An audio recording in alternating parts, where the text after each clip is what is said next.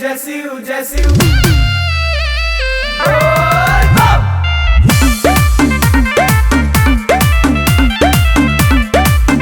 जय जय शंभू। जाके शिवलिंग पमोड़ी पटाकब तहरेला हमहु सुमरिया सोराखा।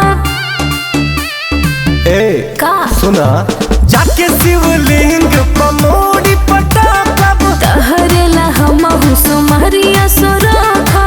चल चढ़ाइम जाके आगे कि भोला जी से जा तानी तोहर के मांगे, कि भोला जी से जा तानी तोहर के मांगे, हो भोला जी से जा तानी तोहर के मांगे।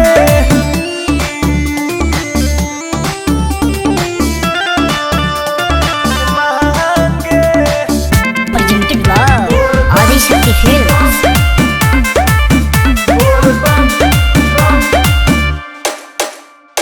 कांवर डबल लेके चार लोटा जल लेके बाबा पर चढ़ाई सोना।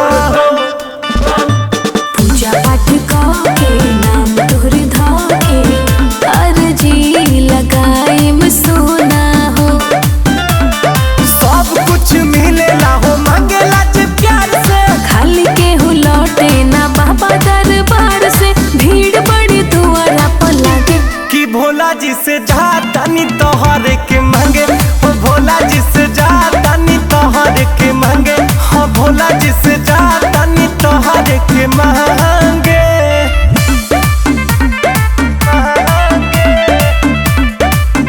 जय जय शंभू।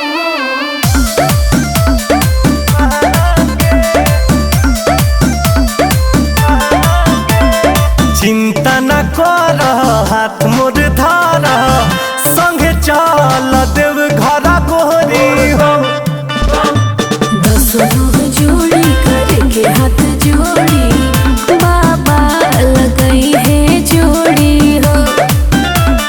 हवे बड़ा धनी सुन बाबा बौरा हवा, रितेश के संगे होई हमारो बिया हवा। विशाल के खुल जाई भागे कि भोला जी से जा तानी तोहर